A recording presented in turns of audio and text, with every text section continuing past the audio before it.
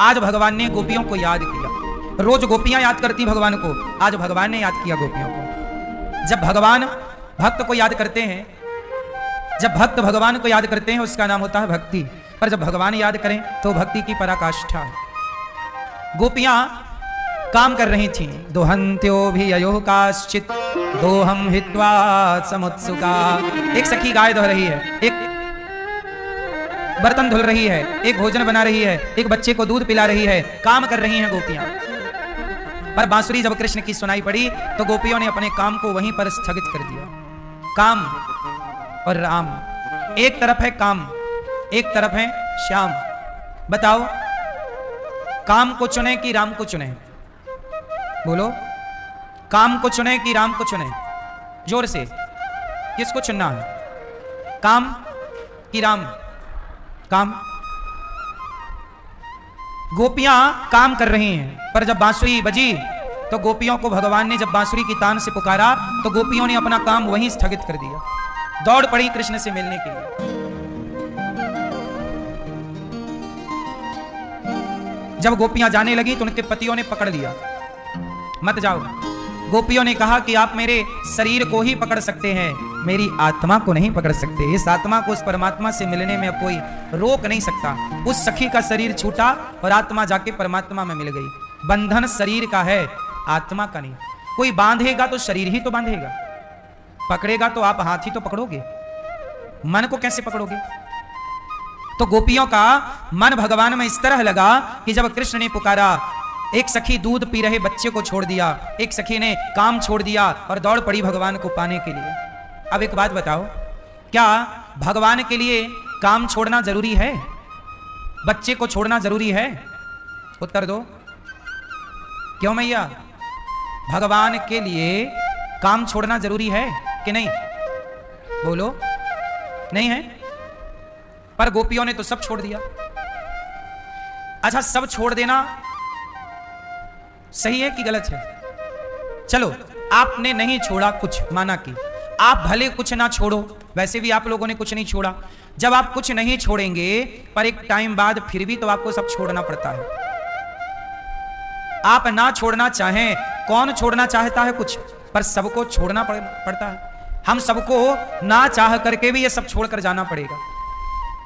आप सारी जिंदगी पैसा कमाते हो, बढ़िया मकान दुकान बनाते हो, पैसा कमा के जब आप मकान दुकान बड़ा बंगला बनाते हो तब तक आपके जाने का टाइम आ जाता है। इतना बना के भी आपको छोड़ के जाना पड़ता है कि नहीं? बोलो। तो जब एक दिन छोड़ना ही है मौत के लिए, किसके लिए? बोलो।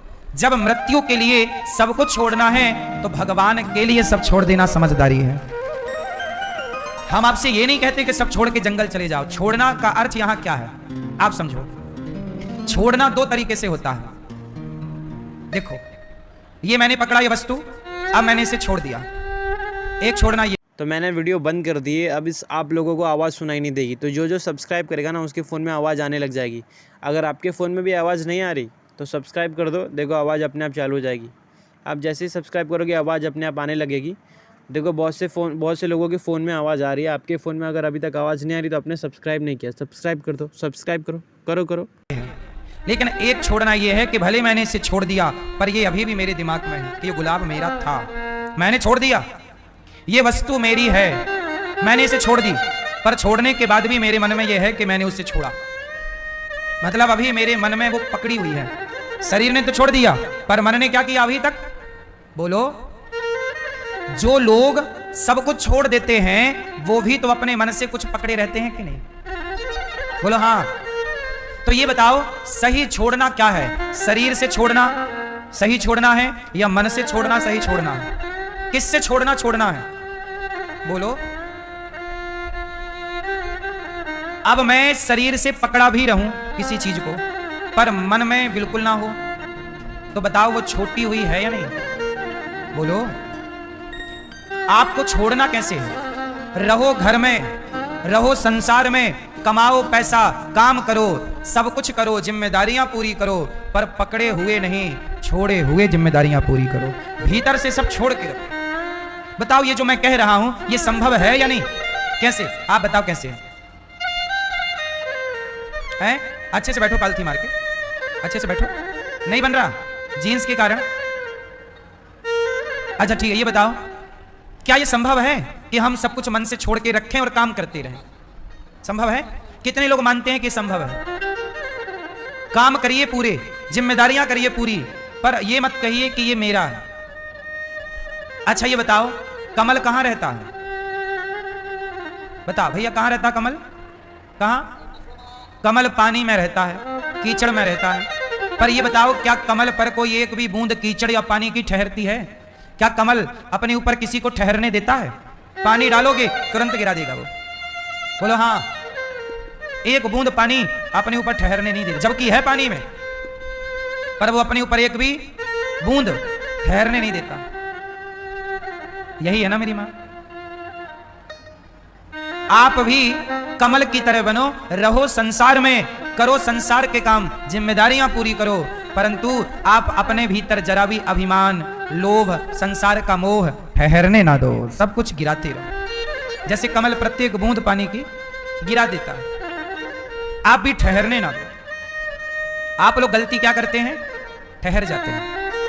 आपके भीतर ठहरा हुआ है, आपने बाहर से भले छोड़ रखा हो, पर भीतर से कुछ छूटा नहीं है। और सही छोड़ना बाहर का है ही नहीं।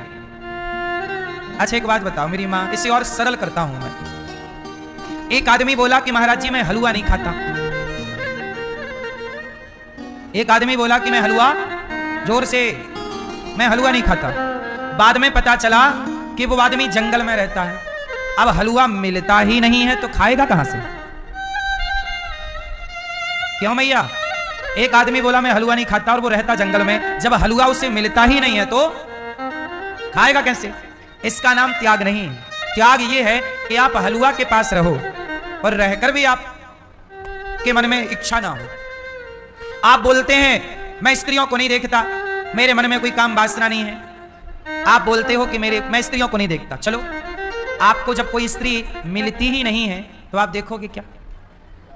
त्याग तो इसका नाम है कि आप स्त्रियों के बीच में रहकर भी आप अपने मन को भगवान में लगा के रखें, आपका मन तनिक भी विचलित ना हो। भगवान श्री कृष्ण ने गोपियों को बुलाकर रास रचाकर यही तो बताया। भगवान ने जब रास रचाए तो लाखों स्त्रियां थीं और लाखों स्त्रियों के बीच अकेले श्री कृष्ण थे। क्यों? अब स्त्रियों के बीच में रहे कोई पुरुष और स्त्रियों से बच जाए, क्यों? पर भगवान ने यही किया। गोपियों को बांसुरी बजाकर भगवान ने बुलाया और सभी स्त्रियों के बीच में श्री कृष्ण हैं। और वो सारी स्त्रियां ऐसी हैं कि जो कृष्ण को पति रूप में चाहती हैं। ऐसा भी नहीं है कि वो स्त्री हमें चाहती ना हो, कृष्ण को पति रूप में चाहती है। सारी की सारी स्त्रियां सुंदर हैं, वो चाहती भी हैं कृष्ण को, पति भाव से देखती हैं, पति में कुरुते नमः। पर वो सारी स्त्रियों के बीच में रहकर भी कृष्ण, क्या कृष्ण का मन उन तो मैंने वीडियो बंद कर दी है। अब इस आप लोगों को आवाज़ सुनाई नहीं देगी, तो जो सब्सक्राइब करेगा ना उसके फ़ोन में आवाज़ आने लग जाएगी। अगर आपके फ़ोन में भी आवाज़ नहीं आ रही तो सब्सक्राइब कर दो, देखो आवाज़ अपने आप चालू हो जाएगी। आप जैसे ही सब्सक्राइब करोगे आवाज़ अपने आप आने लगेगी। देखो बहुत से लोगों के फ़ोन में आवाज़ आ रही है, आपके फ़ोन में अगर अभी तक आवाज़ नहीं आ रही तो आपने सब्सक्राइब नहीं किया, सब्सक्राइब कर दो, सब्सक्राइब करो। स्त्रियों में लगा। बोलो ये रास लीला क्यों करी भगवान ने? समाज की आंखें खोलने के लिए कि त्याग किसे कहते हैं। जो स्त्रियों के पास है ही नहीं वो स्त्रियों से बच जाएगा, पर जो स्त्रियों के बीच में रहकर भी स्त्रियों से बच जाए उससे बड़ा त्यागी भला कौन होगा? सही है? इसी का नाम त्याग है। अपने मन को कसौटी में कसकर देखना कि मेरा मन विचलित है या नहीं। आपको तो स्त्रियां नहीं मिल रही हैं तो आपका मन दिन रात स्त्रियों में जा रहा है, पर श्री कृष्ण के पास तो सैकड़ों स्त्रियां हैं, हजारों स्त्रियां हैं, पर भगवान का मन तनिक भी नहीं गया। और सुनो, यहां एक दूसरी घटना और घटी। कामदेव आ गए। एक बार हुआ क्या, ये पूरी कहानी मैं आपको समझाता हूं। एक बार क्या हुआ, नारद जी जा रहे थे तो नारद जी को देखकर कामदेव हंसने लगे। हा हा हा हा हा हा। किसे देखकर हंसे? जोर से, मैया काहे खड़ी हो मेरी मां, मैया हो मेरी मां, बैठ के सुन लो मेरी मां। ध्यान से सुनो। एक बार नारद जी जा रहे थे तो कामदेव आए, हंसने लगे। हा हा हा। नारद जी बोले कामदेव क्यों हंस रहा? कामदेव कौन है? कामदेव बोले नारद जी इस धरती में ऐसा कोई नहीं है जिसको मैंने हराया ना हो। सुनो, कामदेव बड़ा बलवान है, सबको हरा देता है। बोलो हाँ। शंकर जी को भी हरा दिया कामदेव ने। बोलो हाँ कि ना। कामदेव ने किसे हरा दिया? शंकर जी। तीसरी आंख खुल गई कामदेव के चक्कर में। बाद में कामदेव को जला भी दिया शंकर जी ने, पर भंग तो कर ही दिया। विश्वामित्र जी बड़ी तपस्या कर रहे थे, सैकड़ों साल तपस्या की। क्या हुआ? एक अप्सरा आई और विश्वामित्र जी की तपस्या उस महिला ने भंग कर दी। बोलो हाँ। कामदेव ने बड़े बड़े साधुओं को पराजित कर दिया। एक साधु जी यहीं वृंदावन में रहते थे, उनका नाम था सौभरी ऋषि। क्या नाम था? वो पानी में खड़े होकर तपस्या कर रहे थे यमुना जी में। सैकड़ों साल हो गए जल में खड़े हैं, तपस्या तपस्या। एक दिन पानी के अंदर जानते हो क्या देखा? एक मछली अपने मत्स्य के साथ घूम रही थी। मछली किसके संग घूम रही है? अपने मत्स्य के साथ रमण कर रही है। तो मछली और मत्स्य का संयोग संत जी ने देखा, तो महर्षि सौभरी ऋषि के मन में काम वासना जाग गई। जबकि तपस्या इतनी की और कामदेव ने उन्हें भी छल लिया। बाबा जी बोले कि अब तो देखो मुझे भी ऐसे ही अपनी पत्नी के संग रमण करना है, पर मैं तो बाबा जी हूं, मेरी तो कोई पत्नी है नहीं, क्या करूं? तब एक राजा के पास गए, महाराज मुझे आपकी बेटी से ब्याह करना है। अब राजा मना करें कि मैं अपनी बेटी से नहीं करूं तो बाबा जी तपस्या दे डालें, तो वो श्राप दे डालें। तो राजा ने कहा महाराज मेरी वैसे तो 50 बेटियां हैं, पर ऐसा करो कि आप बैठ जाओ, हमारी जो बेटी आपको पसंद कर ले आप ब्याह कर लो। बाबा जी समझ गए कि मैं तो बाबा जी हूं, मेरे को कौन पसंद करेगा। तब बाबा जी ने अपने तप के प्रभाव से अपने को सुंदर बना लिया, और जब सुंदर बनाया तो पूरी 50 की 50 लट्टू हो गई, और बाबा जी के हो गए 50 ब्याह, और 50 के संग रहे। काफी टाइम तक बच्चे बच्चे सब पैदा हुए, दादा बन गए। बाद में मन हुआ राम राम राम, मैंने तपस्या छोड़ के कहां उलझ गया। सब छोड़ के फिर तपस्या करने गए, तब उनका कल्याण हुआ। तो कामदेव हंसने लगे कि मैंने सबको पराजित कर दिया। कामदेव हंसने लगे कि मैंने इस धरती पर ऐसी कौन स्त्री होगी जिसे काम ने पराजित ना किया हो। इस धरती पर ऐसा कौन पुरुष होगा जिसे काम ने पराजित ना किया हो। क्यों? काम ने कैसे पराजित किया? एक सास अपने दामाद के संग भाग गई। बोलो हाँ। काहे भाग गई? तो सास को कामदेव ने परास्त कर दिया, भाग गई दामाद के संग। काहे के लिए गई थी? चमड़ी की भूख मिटानी तो गई थी। यही तो कामदेव है। वो पत्नी ने अपने पति को ड्रम में पैक कर दिया अपने यार के लिए। काहे के लिए? कामदेव के लिए। ये काम नहीं तो उसे पछाड़ दिया। ये सोनम ने अपने पति राजा को मरवा दिया, किसके लिए? अपने यार के लिए। ये कामदेव ही तो है। ये काम क्या नहीं करा रहा है तुमसे? कुछ स्त्रियां ऐसी हैं अपने बच्चों को छोड़ के पड़ोसी के संग फरार। काहे भाग गई? किसके चक्कर में? काम के चक्कर में। वरना पति तो बढ़िया कमाता था। ये कामदेव किसे ना पराजित किया? सारे दुनिया इस संसार में सब हार चुके हैं। किससे? बोलो जोर से। सबको कामदेव ने पछाड़ दिया। कोई नहीं कह सकता कि मैं जीत गया। कामदेव ने सबको पराजित किया, स्त्री हो या पुरुष।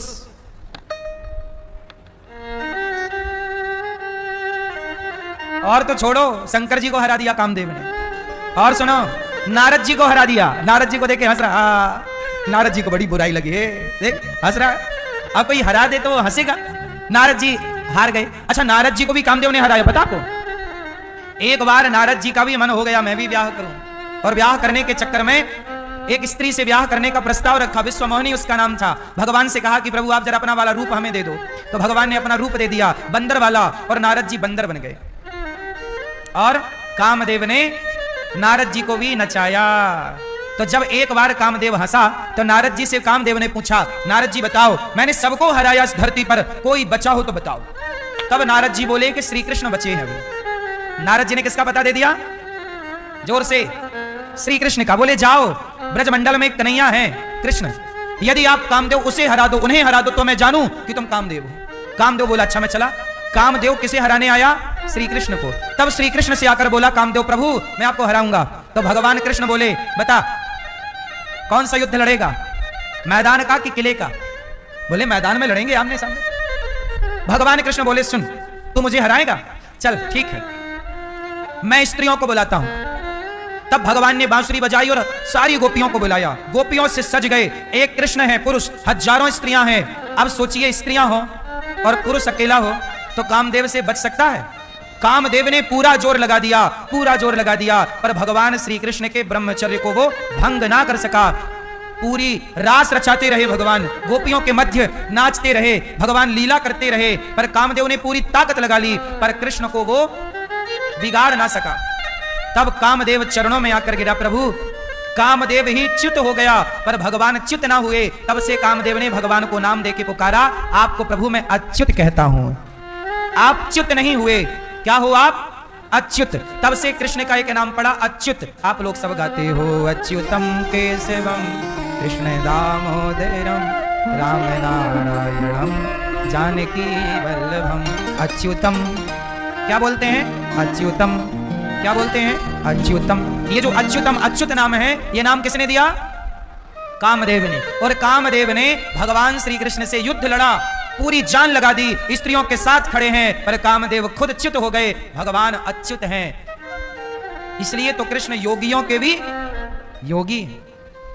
ये रास इसलिए करना पड़ा क्योंकि कामदेव के घमंड को तोड़ना था। कामदेव चरणों में गिर पड़े, प्रभु हमें स्वीकार कर लीजिए। तब भगवान ने कामदेव को पुत्र के रूप में स्वीकार किया, और वही कामदेव भगवान कृष्ण के पहले पुत्र बने प्रद्युम्न, तो कामदेव ही प्रद्युम्न बन के प्रकट हुए।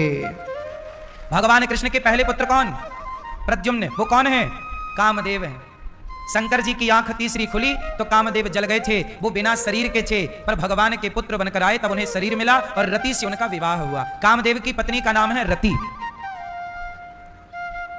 तो शरीर मिला। तो मैंने वीडियो बंद कर दी है, अब इस आप लोगों को आवाज़ सुनाई नहीं देगी। तो जो सब्सक्राइब करेगा ना, उसके फ़ोन में आवाज़ आने लग जाएगी। अगर आपके फ़ोन में भी आवाज़ नहीं आ रही तो सब्सक्राइब कर दो, देखो आवाज़ अपने आप चालू हो जाएगी। आप जैसे ही सब्सक्राइब करोगे आवाज़ अपने आप आने लगेगी। देखो बहुत से लोगों के फ़ोन में आवाज़ आ रही है, आपके फ़ोन में अगर अभी तक आवाज़ नहीं आ रही तो आपने सब्सक्राइब नहीं किया, सब्सक्राइब कर दो, सब्सक्राइब करो। भगवान कृष्ण के पुत्र के रूप में, तो कामदेव के पिता हैं ये भगवान, कामदेव के भी बाप हैं। इस कामदेव को पछाड़ने के लिए ये महारास हुआ, ताकि देख लें कि तुम में ताकत कितनी है। तब से फिर नारद जी हंसे, कहो कामदेव आ गए मुंह लटका के। तो ऐसा है, इसलिए कहते हैं भगवान भगवान है। भगवान को कोई हरा नहीं सकता, भगवान से कोई जीत नहीं सकता।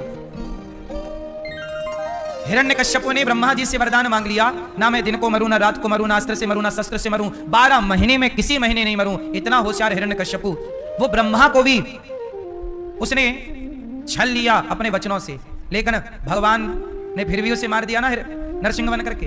तो भगवान से कोई जीत नहीं सकता। क्यों? भगवान से कोई जीत सकता है? इसलिए कहता हूं भगवान को चैलेंज ना करो। आप लोग दुखी क्यों होते हैं? सच बताओ, आप लोग दुखी क्यों होते हैं? क्योंकि आप लोग ईश्वर को चैलेंज करते हो। कैसे? अब जैसे देखो, कैकेयी माता दुखी हो गई, बेटे ने मां कहना छोड़ दिया, पति की मृत्यु हो गई, समाज में बड़ा अपमान पाया माता कैकेयी ने। बोलो हाँ। अब सोचो क्या गलती हुई। आओ मैं आपको 2 उदाहरण देता हूं, एक शास्त्रों से और एक आज से। बहुत ध्यान से सुनना, आप सबके बहुत मतलब की बात है। देखो, विधि का विधान होता है। क्या होता है विधि का? विधि का विधान था कि अयोध्या के राजा राम बने। विधि का विधान क्या था? कि अयोध्या के राजा। लेकिन कैकेयी ने इस विधि के विधान को स्वीकार नहीं किया। कैकेयी बोली कि मैं विधि के विधान को बदलूंगी और मेरा बेटा राजा बनेगा। जब कैकेयी ने विधि के विधान को, ईश्वर को चैलेंज किया कि नहीं, जब दशरथ जी राजा होकर कह रहे हैं कि राम राजा बनेंगे, तो मतलब विधान तो यही कह रहा है, प्रजा भी तैयार है, सब तैयार हैं, विधान यही कह रहा कि राम राजा बने। लेकिन आप क्या विधि के विधान को चैलेंज कर रही हो? आप कह रही हो नहीं मेरा बेटा बनेगा। और कैकेयी ने जब अपना दिमाग लगाया और विधि के विधान को नकारना चाहा, तो क्या हुआ? कैकेयी विधवा हो गई। कैकेयी का बेटा, जिसके लिए यह षड्यंत्र रचा, वो कैकेयी का बेटा भरत हाथ से चला गया। भरत जी ने कभी उसके बाद कैकेयी को माता नहीं कहा। कैकेयी को यह बोला कि तुम्हारे मुंह पे कीड़े क्यों नहीं पड़ गए जब तुमने राम को वनवास भेजा। कैकेयी ने इतना गलत निर्णय ले लिया कि उसके बाद से किसी बाप ने अपनी बेटी का नाम कैकेयी नहीं रखा। कौशल्या 1000 होंगी, सुमित्रा 1000 होंगी, पर कैकेयी, किस बाप की बेटी का नाम कैकेयी है बताओ? लोगों ने नाम लेना तक छोड़ दिया कैकेयी का, क्योंकि ईश्वर को चैलेंज कर दिया। ईश्वर के विधान को कैकेयी ने स्वीकार, जोर से, ईश्वर के विधान को कैकेयी माता ने स्वीकार इसलिए हम कहते हैं कि आपके लिए जो परमात्मा ने विधान बनाया है उस विधान को स्वीकार करो। आप लोग क्या करते हो कि आप ना अपना दिमाग लगा के खुरापात करके ईश्वर के विधान को बदलना चाहते हो। नहीं, बदलोगे तो नुकसान पाओगे। इसलिए मेहनत करो, काम करो ईमानदारी से। तुम्हारे भाग्य में जो सुख है, जो दुख है, वो ईश्वर का विधान मान के उसे स्वीकार करो। सुदामा सारी जिंदगी गरीब थे। क्या सुदामा ने कोई खुरापात किया कि चलो जी मैं भ्रष्टाचार कर लूं, गरीब हूं तो थोड़ा दूसरे राजाओं का गुणगान गा दूं, यशगान गा दूं और मैं धन्ना सेठ बन जाऊं? किया क्या? भगवान के ही भरोसे रहे। सुदामा को अंत में अमीरी प्राप्त हुई कि नहीं? भगवान तुम्हें जो दे सकते हैं वो कोई नहीं दे सकता। तुम ईश्वर के विधान से चलो तो सही। अब दूसरा उदाहरण मैं आपको बताऊं, एक छोटा सा उदाहरण मैं आपको देता हूं। आप बहुत समझदार हैं, वैसे आप समझ जाएंगे। आप सबको जो मैं समझाना चाहता हूं वो आप समझ जाएंगे। मैया बैठो मेरी मां, शांति से सुनो। आप लोग गलती कहां कर रहे हैं वो मैं आपको आपकी गलती बता रहा हूं, और वही गलती आपको दुख देती है। सुनो, एक उदाहरण में बार बार एक ही नाम लेता हूं, आपको लगेगा महाराज जी वही बात। क्या करें, हमें उसी से समझाना है आपको। अभी एक लड़की है सोनम, इंदौर वाली, उसका विवाह हुआ राजा से। अब इसका मतलब यह हुआ कि भगवान ने उस सोनम नाम की लड़की के लिए राजा नाम का लड़का ही बनाया था। आप सहमत हो कि नहीं? यदि ईश्वर ने ना बनाया होता तो उसका विवाह उससे क्यों होता? विवाह हो गया, 1 महीना भी गुजर गए। इसका मतलब यह हुआ कि उस लड़की के लिए भगवान ने कौन सा लड़का बनाया? सोनम के लिए क्या बनाया? राजा नाम का लड़का बनाया, राजा रघुवंशी बनाया। शादी हो गई, लेकिन सोनम ने क्या किया? ईश्वर को चैलेंज कर दिया। सोनम ने क्या किया? ईश्वर के को चैलेंज किया। बोले मैं ईश्वर की बात नहीं मानूंगी, मेरे लिए भगवान ने भले राजा नाम का लड़का बनाया पर मैं राजा के संग नहीं रहूंगी, मैं राजा को मार के फेंक दूंगी, मरवा दूंगी, और मैं इस लड़के के संग शादी करूंगी, इसके संग रहूंगी, मैं जिससे प्यार करती हूं। उस लड़के के, चूंकि वो उसका प्रेमी था, साइड में एक लड़का उसका क्या था? प्रेमी, और अपने प्रेमी के लिए अपने पति की हत्या कराई। अच्छा, हत्या भी हो गई, प्रेमी के साथ रह भी लिया, लेकिन बाद में क्या मिला? लोक बिगड़ा, परलोक बिगड़ा। जेल चली गई, माँ बाप को सारी जिंदगी सिर झुका के जीने के लिए मजबूर कर दिया, माँ बाप का भी नाम खराब किया, पूरे परिवार कुटुंब का नाम खराब किया, और खुद जाके जेल में बैठ गई।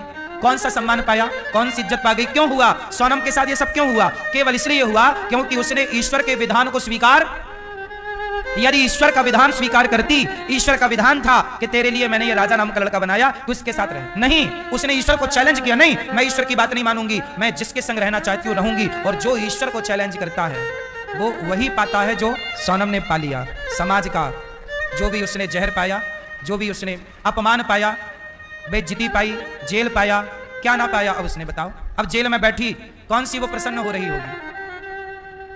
बोलो, कौन सी उसकी मां प्रसन्न हो रही होगी? अब उसके भाई को कौन सा सुख मिल रहा होगा? गलती उसने की, पर उसका निर्दोष भाई, निर्दोष बाप, निर्दोष मां कटघरे में खड़े हो गए कि नहीं? सबके सब।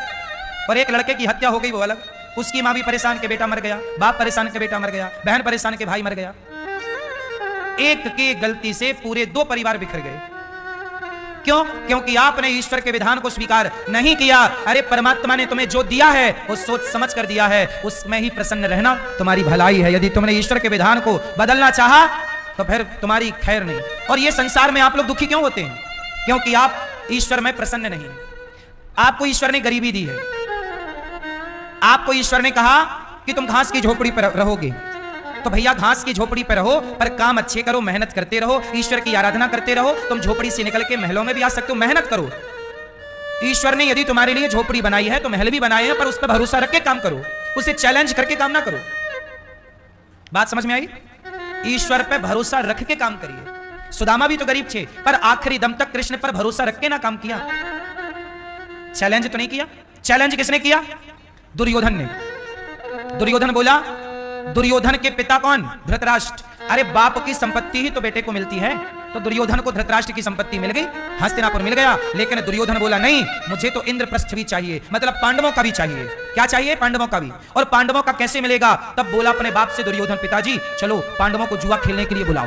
तो धृतराष्ट्र ने उस समय पत्र भेजा, जाओ पांडवों को बुलाओ। पांडव आए। क्या है ताऊ जी? बोले बेटा तुम्हारे लिए हमने जुआ की सभा लगाई है, चलो जरा जुआ खेल लो। धर्मराज युधिष्ठिर बोले हमको तो जुआ आता नहीं है। अरे ऐसा करो, तुम्हारा छोटा भैया है ना दुर्योधन, उसकी खुशी के लिए खेल लो। ऐसे फंसाया धृतराष्ट्र ने कि जुआ की सभा में बिठाल दी और जुआ खिलाया। और जुआ खेल के क्या हुआ? पांडवों की सत्ता को, पांडवों के धन को जुए के द्वारा, छल के द्वारा जीत गए। और जीत कर क्या किया? द्रौपदी को कटघरे में खड़ा किया। जब तुम्हारी संपत्ति तुम्हारे बाप की थी तो तुमने अपने भाइयों की क्यों हड़प ली? और जब हड़पी तो ईश्वर को आपने चैलेंज कर दिया। ईश्वर के विधान में आप प्रसन्न नहीं हो। अरे ईश्वर जितना दे दे उतना बहुत है, ज्यादा अपनी होशियारी नहीं चलानी चाहिए। तो मैंने वीडियो बंद कर दी है। अब इस आप लोगों को आवाज़ सुनाई नहीं देगी। तो जो सब्सक्राइब करेगा ना उसके फ़ोन में आवाज़ आने लग जाएगी। अगर आपके फ़ोन में भी आवाज़ नहीं आ रही तो सब्सक्राइब कर दो, देखो आवाज़ अपने आप चालू हो जाएगी। आप जैसे ही सब्सक्राइब करोगे आवाज़ अपने आप आने लगेगी। देखो बहुत से लोगों के फ़ोन में आवाज़ आ रही है। आपके फ़ोन में अगर अभी तक आवाज़ नहीं आ रही तो आपने सब्सक्राइब नहीं किया, सब्सक्राइब कर दो, सब्सक्राइब करो। और दुर्योधन ने अपनी होशियारी चलाई और पांडवों का भी हड़प लिया। दुर्योधन बोला मेरा कौन बिगाड़ेगा। भगवान समझाने भी गए, भैया मान जा, बहुत नुकसान पाएगा। नहीं माना, ईश्वर को चैलेंज कर दिया। क्या हुआ? वो दुर्योधन जब महाभारत हुआ 18 दिन के अंदर पूरे 100 के 100 कौरव और कौरवों के 100 के 100 के सबके बच्चे, बेटा के बेटा सारे मारे गए, पूरा कुल खत्म। बोलो हाँ, दुर्योधन का सर्वनाश हुआ कि नहीं? धृतराष्ट्र का सर्वनाश हुआ कि नहीं? जोर से क्यों हुआ? जोर से बताओ क्यों हुआ?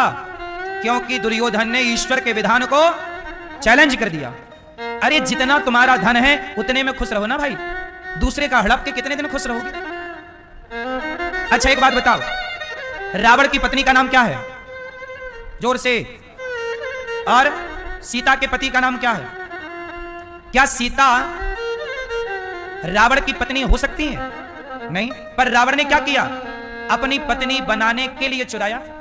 सीता मैया से बोला कि तुम मेरी पत्नी बन जाओ। क्यों बन जाओ भाई? तेरी पत्नी ऑलरेडी है। भगवान ने तेरी पत्नी किसे बनाया है? मंदोदरी को, सीता को राम के लिए बनाया है। और जब तू ईश्वर के विधान को चैलेंज करेगा, तू अपनी पत्नी में खुश रहना भैया। तो दूसरे की पत्नी पे हाथ डालेगा तो क्या होगा? सर्वनाश होगा। हो गया। आजकल लोग यही गलतियां कर रहे हैं। जो ईश्वर ने आपके लिए बनाया है आप उसमें खुश रहिए। जितनी कमाई आपकी, जितने बच्चे आपके, जो पति और जो पत्नी आपकी, उसमें प्रसन्न रहिए। उस दायरे से बाहर ना झांकिए। काम करिए, ईश्वर पे भरोसा रखिए, मेहनत करते रहिए, काम करते रहिए, आपकी तरक्की होगी, आपको धन मिलेगा, वैभव मिलेगा, प्रतिष्ठा मिलेगी। आप दूसरे को नीचा दिखा के खुद को प्रतिष्ठित ना करिए। आप अपनी मेहनत से आगे बढ़ो। आप दूसरे का पांव पकड़ के आगे ना बढ़ो कि दूसरे को खींच लो कि तू पीछे हो जा मैं आगे। ऐसा नहीं चलता, ये सब ईश्वर देखता है। तो बताओ मेरी बात से सहमत हो? यानी ईश्वर को चैलेंज करने का परिणाम जितने लोगों ने पाया मैंने बताया। आप सहमत हैं मेरी बात से? कितने लोग सहमत हैं? हाथ उठा के। आप लोग ईश्वर को क्या नहीं करोगे? चैलेंज नहीं करोगे। गरीबी है तो गरीबी में गुजारा करोगे, अमीरी है तो अमीरी में घमंड ना करोगे। यदि आपने अमीरी पाकर घमंड किया तो ईश्वर तुम्हारी अकड़ 4 दिनों में निकाल देंगे। इसलिए दगा किसी के साथ ना करना। दगा किसी का सगा नहीं। यदि आपको मेरी बात पर भरोसा नहीं है, हाँ, दगा किसी का सगा नहीं है, किया नहीं तो कर देखो, जिसने जिसने दगा किया है जाकर उसका घर देखो। दगा किसी का सगा नहीं है। दगा मतलब धोखा।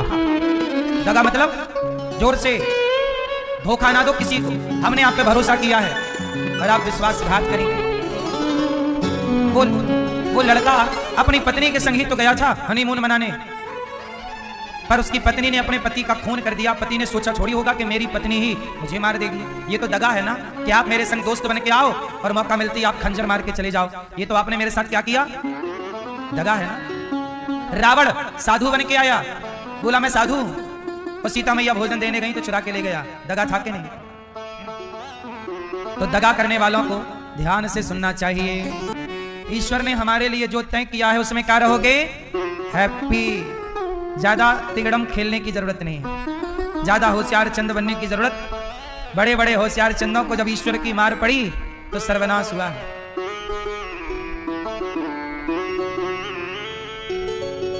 क्या से क्या हो गए देखते देखते राजे राजे रहे ना बुरानी रही, राजे राजे रहे ना बुरानी रही, ना बुढ़ापा रहा ना जवानी रही, ना बुढ़ापा रहेगा ना जवानी, ना राज राजे रहेंगे ना रानी। अंत में लखपति को न धेला जुड़ा, हंस जा भी उड़ा तो अकेला। ताजी भोजन बने के बने रह गए, ताजी भोजन बने के बने रह गए, हीरे मोती जुड़े के जुड़े रह गए, हीरे मोती जुड़े के जुड़े रह गए, कोठी बंगले बने के बने रह गए, कोठी बंगले बने के बने रह गए। अंत में लखपति को न धेला जुड़ा, हंस जा भी उड़ा उड़ा तो अकेला उड़ा।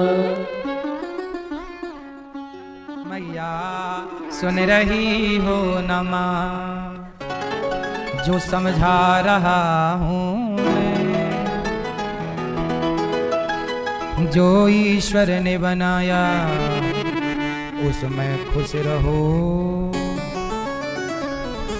विधि के विधान को समझो, अमीरी भी विधि का विधान है और गरीबी भी, हंसना भी विधि का विधान है और रोना भी। मेरे भाग्य में रोना लिखा होगा, आप हंसा नहीं सकते, और मेरे भाग्य में हंसना लिखा होगा, आप रुला नहीं सकते। ये सब तय है पहले से। हमें मेहनत करूं, कर्म करूं, पर कुछ चीजें तो फिक्स है। गांधारी के भाग्य में लिखा था कि ये अंधी होगी, पर आंख वाली होने पर भी आंखों में पट्टी बांध के अंधा बनना पड़ा कि नहीं? यदि आप अंधे नहीं भी हैं तो भी पट्टी बांधना पड़ता है। बोलो हाँ। गांधारी की आंखें थी लेकिन होने पर भी अंधी थी कि नहीं? बोलो। क्योंकि उसके विधान में अंधापन लिखा था, अंधापन लिखा था, फिर भी आंखें दी, पर आंखें होने पर भी पट्टी बांध के घूमती रही सारी जिंदगी। जो भाग्य में सुख दुख है वो कौन छीनेगा? कहते ना तुम्हारे भाग्य का कोई ले नहीं सकता। तुम्हारे भाग्य में होगा तो भाग कर आ जाएगा, और भाग्य में नहीं होगा तो आया हुआ भाग जाएगा। इसलिए मेहनत पर और भगवान पर भरोसा रखो, बस ईश्वर पर भरोसा और मेहनत कर्म करो, बाकी सब ईश्वर के हाथ पे। भगवान ने गोपियों को पुकारा, गोपियां आई, गोपियों के संग भगवान रास रचा रहे। गोपियों तो मैंने वीडियो बंद कर दी है, अब इस आप लोगों को आवाज़ सुनाई नहीं देगी। तो जो जो सब्सक्राइब करेगा ना उसके फ़ोन में आवाज़ आने लग जाएगी। अगर आपके फ़ोन में भी आवाज़ नहीं आ रही तो सब्सक्राइब कर दो, देखो आवाज़ अपने आप चालू हो जाएगी। आप जैसे ही सब्सक्राइब करोगे आवाज़ अपने आप आने लगेगी। देखो बहुत से लोगों के फ़ोन में आवाज़ आ रही है, आपके फ़ोन में अगर अभी तक आवाज़ नहीं आ रही तो आपने सब्सक्राइब नहीं किया, सब्सक्राइब कर दो, सब्सक्राइब करो। को अभिमान आ गया, हम बड़ी सुंदर है। रास क्यों रचाए हमने पूरी कहानी बता दी। गोपियों को अभिमान आ गया कि हम कितनी सुंदर हैं कि जगत के पालनहार हमारे संग नाच रहे हैं। एक तो समस्या ये भी है कि परमात्मा जिसे मिल जाए वो घमंड में झूम जाता है। देखो मैं मुझे मिला, इसलिए भगवान साइलेंट रूप में अलग हैं। भैया मुझे अनुभव करो, मैं मिलूंगा तो तुम मेरे संग फोटो खिंचा के सबको दिखाओगे और कहोगे देखो रौब जमाओगे। मैं भगवान को जानता हूं। सोचिए नेताजी के संग आज कोई फोटो खिंचा के आ रहे हो तो पड़ोसियों को परेशान करने लग जाता है। अरे हमारी पहचान नेताजी से। अब पड़ोसी बेचारे चुप बैठे, यार इसकी पहचान नेताजी से, कुछ कराना दे। तो जब तुम चार कौड़ी के नेता की पहचान दिखा के रौब जमाते हो तो जगत के पालनहार के संग पहचान हो जाएगी, और तुम उसका मिसयूज करोगे तो तुम क्या नहीं कर सकते फिर। लेकिन ईश्वर वो पावर छीन लेते, तो मेरा मिसयूज कर रहा था। इसलिए भगवान के भक्तों को आपने देखा होगा बिल्कुल सीधे साधे सच्चे सरल हैं। जो सरल है वही भगवान को पाएगा। यदि आप में जरा भी तिगड़म है तो ईश्वर बोलेंगे तू मेरे लायक नहीं है, तो फोटो खिंचाने वाला है तो दूर रहे, तू मेरा भी मिसयूज कर डालेगा। बोलो हाँ। इसलिए भक्तों को भी अपने भक्ति का घमंड नहीं करना चाहिए। भगवान मिल गए इस बात का भी घमंड ना करो। गोपियों को घमंड आ गया जी मैंने प्रभु को पा लिया, पाने का घमंड आया, तुरंत भगवान छोड़कर अंतर्धान हो गए, चले गए। जब गए याद रखना आपका मन कई बार भगवान में लगता है, और जब लगने लगता है तो आपको ये मन में आ जाता है हम तो बड़े भगवान के करीबी हो गए, हम में तो भक्ति आ गई। और जैसे ये घमंड डेवलप हुआ तुरंत भगवान ध्यान में आना बंद हो जाते हैं, अंतर्धान हो जाते हैं। इसलिए भगवान कहते हैं कि निर्मल मन जन सो मोहि पावा, मोहि कपट छल छिद्र न भावा। मुझे कौन पाएगा? जो निर्मल है, जो निर्मल है, पवित्र है मन से, वो मुझे पाएगा। और जो जरा भी छल कपट वाला है वो मुझे नहीं पाएगा। आज भगवान के मिलने में, भगवान तो सबसे मिलने को तैयार है। तुम निष्कपट मन लेकर आओ तो सही, ना मिले तो बताना। तुम्हारे मन में कपट है इसलिए नहीं मिल रहे। मुख में राम राम, बगल में आज इंसान निष्कपट कहां हो पा रहा है बताओ ना। छल कपट भरा पड़ा है। गोपियों को छोड़कर भगवान गए। गोपियां रो पड़ी, हे कृष्ण हे नंद नंदन। राधा रानी बोली श्याम सुंदर मैं थक गई हूं। भगवान बोले मेरे कंधे पर बैठ जाओ। राधा रानी कंधे पर बैठने लगी तो भगवान श्री राधा रानी को भी छोड़कर चले गए। राधा रानी ने तो ये लीला इसलिए की ताकि गोपियों को फिर से भगवान मिल जाए। तब गोपियों के पास जब गोपियां राधा रानी के पास गोपियां आई तो सारी गोपियां रो रही, हे कृष्ण कहां चले गए कहां। एक बात बताएं, जब तक लोग आपके पास होते हैं ना आपको उसकी कदर नहीं होती। जब नहीं होते तब कदर समझ में आती है। इसलिए कहता हूं कि परमात्मा ने तुम्हारे भाग्य में जैसा पति बनाया है, जैसी पत्नी दी है, अपने पति के संग खुश रहो, पत्नी के संग खुश रहो। जितना ईश्वर ने धन दौलत दिया है उतने में प्रसन्न रहो। आज पति है तो आप उसकी कदर नहीं करती हो, या पत्नी है तो कदर नहीं करते हो। जिस दिन वो नहीं होगी या होगा उस दिन आपको पता चलेगा कि इसके होने से कितना जीवन में खुशहाली थी। माँ बाप जिंदा होते हैं कदर नहीं करते बच्चे, मर जाने के बाद तस्वीर पे माला चढ़ा के फोटो के गले लग के रोते हैं। क्या होगा इससे? जिंदा थी माँ तब तो कदर की नहीं, पानी नहीं पिलाया, सम्मान नहीं किया। मर गई तो रोने से क्या होगा? रोते रहो। मरने पर रोना सही नहीं है, ठीक है थोड़ा बहुत। अगर आप लोगों को वीडियो अच्छी लगी तो यार सब्सक्राइब कर देना, और ऐसी वीडियो देखने के लिए सब्सक्राइब एक और बार कर दो यार, क्योंकि सब्सक्राइब करोगे तो हमारी सबसे पहले वीडियो आपके पास आएगी। तो सब्सक्राइब। तो मैं हूँ अभी प्रभु पान बीड़ी शॉप पे, जो कि है दादर ईस्ट में, बाबा साहब अम्बेडकर रोड पे। सो ये है उसका आउटडोर लाइक इसका, और ये है शॉप इसके आउटसाइड 360 लाइक। तो अंकल के पास सब कुछ है, सिगरेट विगरेट सब कुछ, चॉकलेट्स भी हैं, और काफ़ी टाइप्स के चॉकलेट्स, वेफर चिप्स चॉकलेट्स हैं, काफ़ी टाइप्स के। बाकी मैं आज लूँगा सिर्फ डेयरी मिल्क, काफ़ी टाइप। अंकल की शॉप काफ़ी बड़ी है, रिसेंट। यहाँ पे हर एक टाइप के मैगी वैगी, बिस्किट्स, शॉप्स, सब कुछ, कैडबरी, और यहाँ पे काफ़ी टाइप्स के हैं। सो यहाँ पे बहुत सारे प्रोडक्ट्स हैं। तो मैं तो आज डेयरी मिल्क लूँगा, तो मैंने लिया ये वाली डेयरी मिल्क, ये वाली। और यहाँ पे काफ़ी सारे टाइप्स के ब्रांड्स हैं, बट मैं तो डेयरी मिल्क लूँगा क्योंकि डेयरी मिल्क मेरा फेवरेट है। तो यहाँ पे डेयरी मिल्क के बड़े वाले भी हैं, तो मैं तो डेयरी मिल्क ले रहा हूँ। ये रहा डेयरी मिल्क चॉकलेट, तो मैं डेयरी मिल्क ले रहा हूँ। यहाँ पे बहुत सारे टाइप्स के, बहुत टाइप के, क्रेजी क्रेजी। यहाँ पे बिस्लेरी बॉटल, चिप्स भी हैं, बहुत क्रेजी यहाँ पे सब कुछ है। आवाज़ की थोड़ी होगी, मैं तो ये ले रहा हूँ बस। तो मैं हूँ अभी प्रभु पान बीड़ी शॉप पे, जो कि है दादर ईस्ट में, बाबा साहब अम्बेडकर रोड पे। सो ये है उसका आउटडोर लाइक इसका, और ये है शॉप इसके आउटसाइड 360 लाइक। तो अंकल के पास सब कुछ है, सिगरेट विगरेट सब कुछ, चॉकलेट्स भी हैं, और काफ़ी टाइप्स के चॉकलेट्स, वेफर चिप्स चॉकलेट।